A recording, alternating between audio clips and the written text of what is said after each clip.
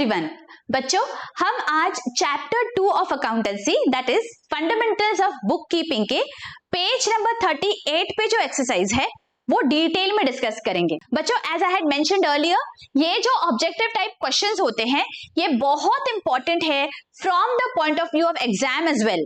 So ensure that you go through these lectures entirely so that exam में आपके जो भी ऑब्जेक्टिव टाइप है उसमें आपको फुल मार्क्स गारंटीड है। So without any further delay let's get started. देखिए, let's read the first question. What is double entry system? अब डबल एंट्री सिस्टम किसे कहते हैं? हम जब हम डेबिट और क्रेडिट दोनों भी इफेक्ट देते हैं एवरी ट्रांजैक्शन में तो हम इसे कहते हैं double entry system, right? So how are you going to answer this? See, recording of two aspects of monetary transactions in the books of accounts in terms of debit and credit is called double entry system।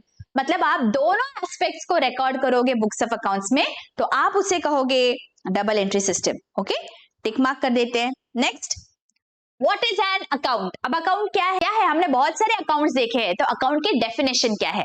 It is a summarised record. सारे जो भी हमारे assets है, liabilities है, income, gains, everything, सबको जब हम एक जगह पे सब इफेक्ट्स देते हैं तो उस इफेक्ट्स को हम बोलते हैं account, right? So how are you going to write it?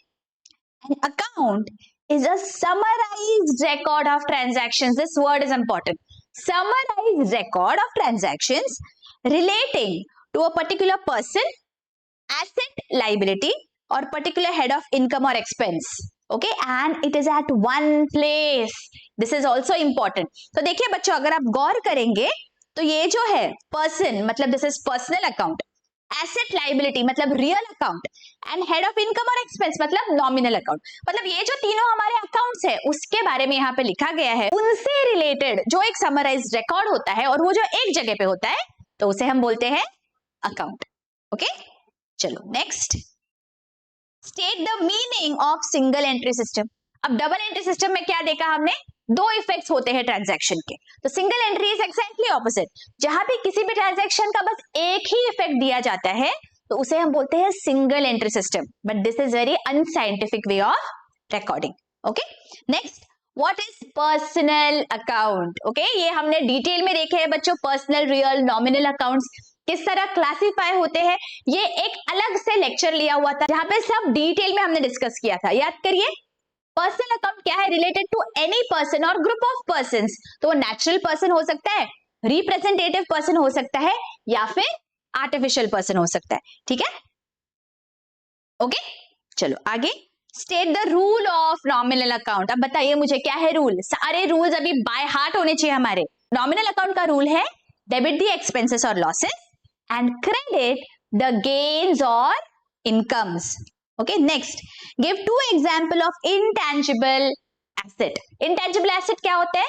वो सारे assets जिसे हम टच और फील नहीं कर सकते उसे हम intangible asset कहते हैं। अब intangible asset का सबसे फर्स्ट हमारा एग्जाम्पल है गुडविल, जिसे हम देख नहीं सकते लेकिन that exists। और क्या है?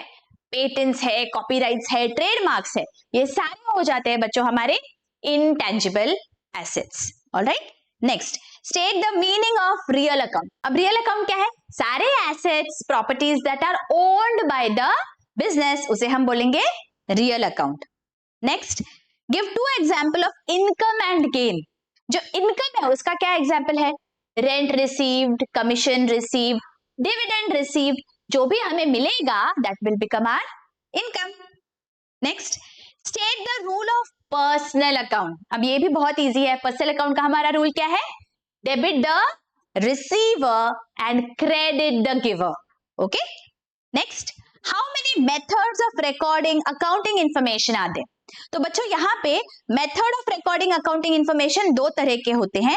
One is the Indian method and the other is the English method. Okay, these are two broad methods और इंग्लिश मेथड के और दो हिस्से किए गए हैं। इंग्लिश मेथड में होता है single entry and other is double entry accounting system. Getting it? तो how many methods are there? There are two methods and English जो है वो सब divided into two methods. All right? चलो ये क्वेश्चन 1 तो हमारा हो गया. Let's move to question number 2. Write one word और phrase which can substitute each of the following statement. First one, method of accounting which records both aspects of transactions. क्या कहते हैं हम इसे? Double entry accounting system. Double entry accounting system. Next, right hand side of an account. किसी भी account का जो right hand side है वो क्या होता है? वो होता है हमारा क्रेडिट साइड और लेफ्ट हैंड साइड होता है debit side. Next, name of the account which is debited when proprietor uses money for personal use. Personal use के लिए जब भी विड्रॉल होता है तो कौन से अकाउंट को डेबिट होता है? Drawings account. Next, accounts of assets and properties, इसे बोलते हैं हम real account. Next, accounts of expenses and losses and income and gain, तो दिस बिकम्स नॉमिनल अकाउंट. देखिए बच्चों, अगर आपको ये सारे डेफिनेशंस पता होंगे तो कितने आसानी से आप सारे ऑब्जेक्टिव टाइप के आंसर्स दे सकते हो. Isn't it very very easy? But given that आपको ये पता होना चाहिए. अगर आपको पता नहीं है तो आपका 1 मार्क चला जाएगा और ऐसे बहुत सारे क्वेश्चंस आपको एग्जाम में पूछे जाएंगे बच्चों. तो इंश्योर दैट ऑब्जेक्टिव टाइप को आप सीरियसली लो. ये बहुत स्कोरिंग होता है बच्चों, तो ensure that you go through the entire lecture. Okay. Next, left hand side of an account. Left hand side को हम कहते हैं डेबिट साइड. आगे, assets which can not be seen, touch और फेल्ट. ऐसे एसेट्स को हम बोलते हैं इंटेंजिबल एसेट. देखिए इंटेंजिबल एसेट हमने पहले भी देखा था, right. Next, person who invented double entry system. किसने इन्वेंट किया है बच्चों डबल एंट्री अकाउंटिंग सिस्टम? एक इटालियन ने इन्वेंट किया था और उसका नाम था लूका डी बार्गो पैकियोली या पैसियोली, जो भी बोलेंगे आप. Okay, remember this name, Luca di Borgo Pacioli. He was an Italian merchant. Okay. Next, incomplete system of recording business transactions. Incomplete system को हम बोलते हैं single entry system. And scientific system of recording is double entry system. All right. आगे, select the most appropriate alternatives from those given below and rewrite the statement. Ensure that you write the entire statement in your answer sheet. सिर्फ one word लिख के नहीं आना है तो marks भी आपको कम मिलेंगे even if your answer is right. Ensure कि proper rewrite बोला है ना तो rewrite करके आना है. Okay? First, International Accounting Day is observed on. बच्चों, International Accounting Day is on the birth date of Luca Pacioli. So this is 10th November. Okay. Next, conventional system of accounting is dash. Conventional system है Indian system. Okay. Next, every debit has corresponding credit. B. Next, Radha's account is a type of dash account. अब ये तो पता है हमें, Radha is a person, तो इसका account है personal account. Next, machinery is a dash account. It is an asset. So this is a real account. Next, goodwill is a dash asset. अभी हमने देखा ऊपर goodwill is an intangible asset. Next, prepaid expense is a dash account. अब बताइए बच्चों, जिस किसी ने वो डेफिनेशन ठीक से देखे है ना उसे ये पता होगा क्लासिफिकेशन में what is prepaid expense. हमारा पर्सनल अकाउंट है. रिमेंबर, रिप्रेजेंटेटिव पर्सनल अकाउंट है. ऑल द प्रीपेड आउटस्टैंडिंग जो होते हैं वो सारे रिप्रेजेंटेटिव पर्सनल अकाउंट में आते हैं. ओके, अगर डाउट अभी भी है so go and check that lecture out. Alright, तो यहाँ पे हमारा आंसर आएगा पर्सनल अकाउंट. यहाँ पे गलती होने के चांसेस बहुत होते हैं अगर हमारे कॉन्सेप्ट्स क्लियर नहीं है, बिकॉज हम एक्सपेंस देखते हैं और हम नॉमिनल लिख देते हैं, बट नहीं, it is prepaid. So this is our personal account. Alright, आगे, debit the receiver, credit the giver. Next, debit what comes in, credit what goes out. Next, debit all dash and credit all incomes and gains. So debit all expenses and losses. ये हमारे 3 golden rules है accountancy के. ये नींद में भी आपको अगर किसी ने पूछा तो आपको आंसर देते आना चाहिए बच्चों. अगर अभी तक लर्न नहीं हुए हैं, ensure that ये आपके अच्छे से लर्न हो जाए.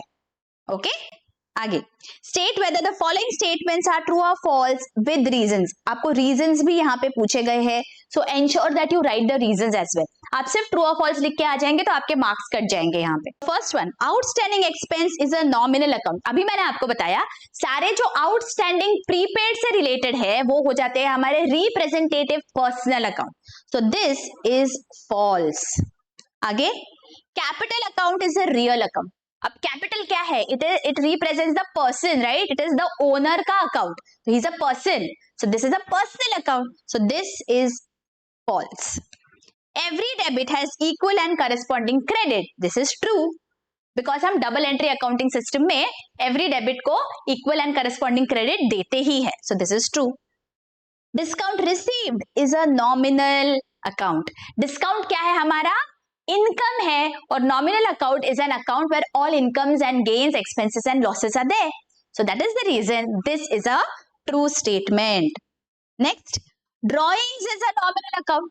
अब ड्रॉइंग्स क्या है? Whatever the proprietor withdraws from the business that is debited to the drawings account, so drawings becomes a personal account, it is not a nominal account, so this is false.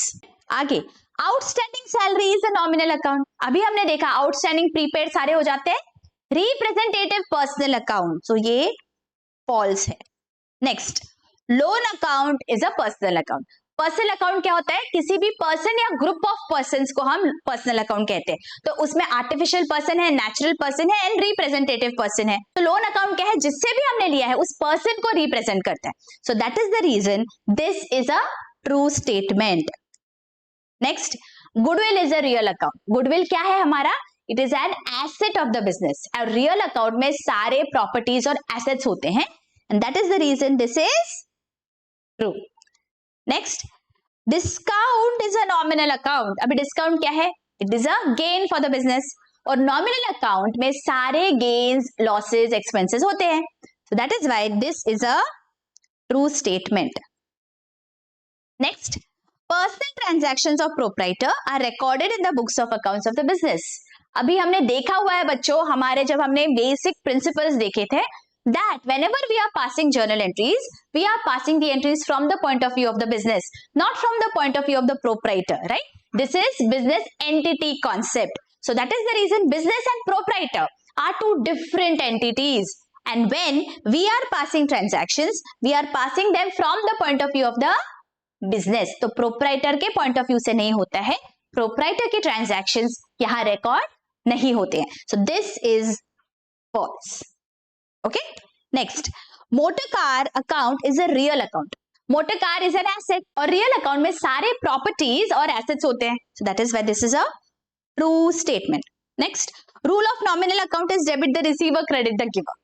No, debit the receiver credit the giver ये personal account का rule है, और nominal account का क्या rule है आप मुझे comment section में बताएंगे बच्चों। Okay, this is a false statement. Next, bank loan account is a nominal account. अभी हमने देखा बैंक लोन क्या है?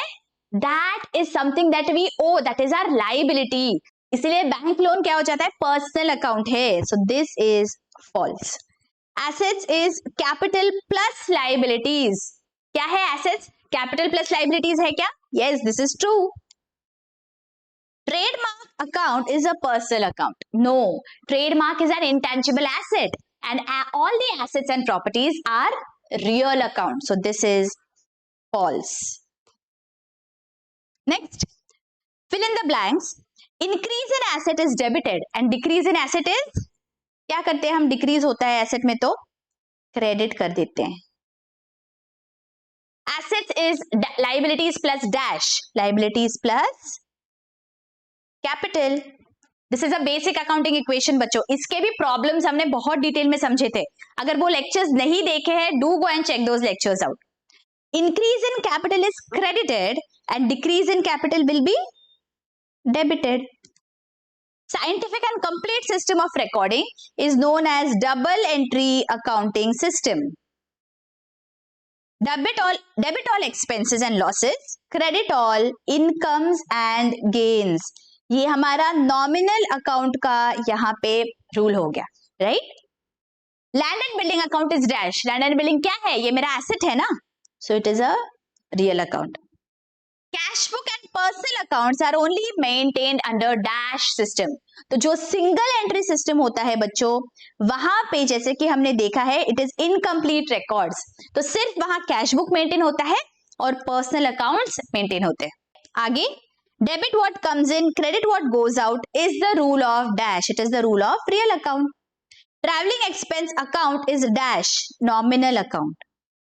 Every transaction has dash effect, every transaction के दो इफेक्ट्स होते हैं, राइट? तो यहां हम लिखेंगे टू फोल्ड इफेक्ट।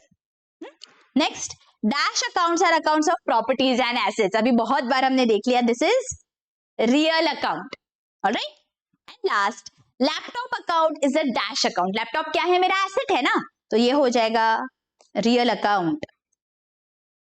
बच्चों नेक्स्ट जो क्वेश्चन है, क्लासिफाई द फॉलोइंग अकाउंट्स, ये मैंने डिटेल में एक लेक्चर में कवर किया है। I am giving the link in the I button, you can go and check that lecture out, पूरा सॉल्व किया हुआ है ये problem, alright. Next question 7, complete the following accounting equation table. अब ये अकाउंटिंग इक्वेशन टेबल दिया गया है, let us complete it. Starting का क्या है? Started business with cash 50,000। हमारी इक्वेशन है assets is liabilities plus capital, ये बेसिक अकाउंटिंग इक्वेशन है। अब यहाँ पे बिजनेस स्टार्ट हुआ तो मेरा एसेट बढ़ जाएगा बिकॉज कैश आया बिजनेस में, कैश इज माय एसेट, तो ये मैं 50,000 यहाँ पे ऐड कर देती हूँ एसेट साइड पे, ओके। और यहाँ पे राइट हैंड साइड में क्या हुआ? मेरा कैपिटल बढ़ गया, तो कैपिटल में मैंने 50,000 लिखे हैं, okay. Next, purchase goods of 10,000। Now when I purchase goods, क्या होता है? गुड्स बिजनेस में आते हैं, गुड इज माय एसेट, तो मैं यहाँ पे क्या लिखूंगी? ऑलरेडी 50,000 है और गुड्स के वजह से क्या हुआ? एसेट इंक्रीज हुआ, तो मैं यहाँ पे ऐड कर दूंगी बच्चों 10,000, सो ऐड 10,000। और सेकंड इफेक्ट क्या हुआ? व्हेन आई परचेज, मैं बिजनेस से कैश बाहर जाएगा तो एसेट वापस कम हो जाएगा कैश के वजह से, तो ये हो जाएगा -10,000। तो नेट इफेक्ट क्या हुआ? 50 प्लस 10 माइनस 10 दैट इज 50, और राइट हैंड साइड पे कोई भी चेंज नहीं आएगा, so 50,000 is equal to 50,000। Equation हमारी टैली हो गई। Next, goods stolen 1,000। अब हमारे कुछ गुड्स चोरी हो गए, चोरी अगर हो गई तो मेरे गुड्स तो कम हो गए सबसे पहले, राइट? तो अब मेरे पास एसेट साइड पे पहले थे 50,000, गुड्स चले गए बाहर तो -1,000 हो गया because goods is my asset, और ये जो 1,000 है इसकी वजह से मेरा नुकसान हुआ है, और सारे जो नुकसान होंगे वो हम कैपिटल से माइनस करते हैं, रिमेंबर अकाउंटिंग इक्वेशन में। तो यहाँ पे हम कैपिटल इज ऑफ 50,000, वहां से माइनस कर देंगे 1,000 बिकॉज ऑफ लॉस। तो हमारी लेफ्ट हैंड साइड पे है 49,000 एंड राइट हैंड साइड पे भी है 49,000, okay. Next, sold goods for cash 5,000। अब ओरिजिनली 49,000 है मेरे पास, मैंने जब कैश में गुड्स सेल किए तो मेरे पास पैसा आया, वो मेरा एसेट है, तो मैं यहाँ पे ऐड कर दूंगी 5,000, और गुड्स बिजनेस से बाहर गए हैं, goods is again my asset, तो मैं ये माइनस करूंगी एसेट से 5,000, तो net effect 49,000। Right hand side पे कोई भी इफेक्ट नहीं आएगा, alright. And last, loan taken from bank 7,000। मैंने अगर लोन दिया तो मेरे पास पैसा आया, राइट? तो बिजनेस में एसेट इंक्रीज हुआ because of cash of bank, तो यहां पे मैं लिखूंगी 49,000 ओरिजिनल था और 7,000 रुपए एसेट के तौर पे आ गए हैं बिजनेस में। और ये जो 7,000 है ये क्या है? Bank loan is my liability, तो मैं लाइबिलिटीज में राइट हैंड साइड पे ऐड कर दूंगी। So now my equation is 56,000 is equal to 7,000 plus 49,000। तो यहां पे वापस मेरा इक्वेशन टैली हो गया। Get it? Okay. And last, give necessary transactions for the following effects of increase and decrease in assets, capital and liabilities. क्या है? First, increase in asset और डिक्रीज इन एसेट, मतलब हमें ऐसा कोई एग्जांपल देना है बच्चों ट्रांजैक्शन का जहां पे first effect is increase in asset and second effect is decrease in asset, या फिर first effect is decrease in asset and second effect is increase in asset, okay. तो कोई भी एसेट में इंक्रीज होगा और एसेट में डिक्रीज भी होगा। तो first example can be any asset that you buy, say you bought a machinery, तो क्या होगा? मशीनरी इंक्रीज हो गया मतलब एसेट में इंक्रीज हो गया, और you bought it for cash, cash is again my asset, cash कम हो गया सो कैश में डिक्रीज हो गया। तो हमारा first example could be machinery bought for cash, bought. तो कोई भी एसेट जब आप खरीदते हो कैश में तो सेम होगा आपका इफेक्ट, ओके। सिमिलरली अगर आपने एसेट को बेचा बच्चों तो भी आपका इफेक्ट सेम रहेगा। For example I am selling the furniture, so if I say here furniture sold for cash, furniture business से बाहर गया सो डिक्रीज हो गया एसेट, और कैश बिजनेस में आई तो एसेट इंक्रीज हो गया। तो दोनों भी सिनेरियो में इफेक्ट सेम है, एक इफेक्ट से इंक्रीज होता है एसेट और दूसरे इफेक्ट से डिक्रीज होगा asset. There might be many such examples बच्चों, okay. Next, increase in capital and increase in asset कब होता है? जब बिजनेस में कैपिटल आता है। So whenever proprietor gets cash into the business या business is commenced with cash, तो क्या हुआ, कैश बढ़ गई मतलब एसेट बढ़ गया और कैपिटल भी बढ़ जाएगा, right? So increase in capital. So here you will write down business commenced with cash, okay. Next, decrease in liabilities and decrease in asset, whenever any liability is paid off, मतलब creditors को हमने पे of कर दिया तो क्या होगा, creditors का बैलेंस कम हो जाएगा, सो डिक्रीज इन लाइबिलिटीज। और पेमेंट हुआ है इसका मतलब कैश बिजनेस से बाहर गया, सो दैट इज व्हाई डिक्रीज हो जाएगा हमारे एसेट्स में, यानी कि तो यहाँ एग्जांपल होगा पेमेंट ऑफ क्रेडिटर्स या पेमेंट ऑफ बैंक लोन या payment of bills payable, okay.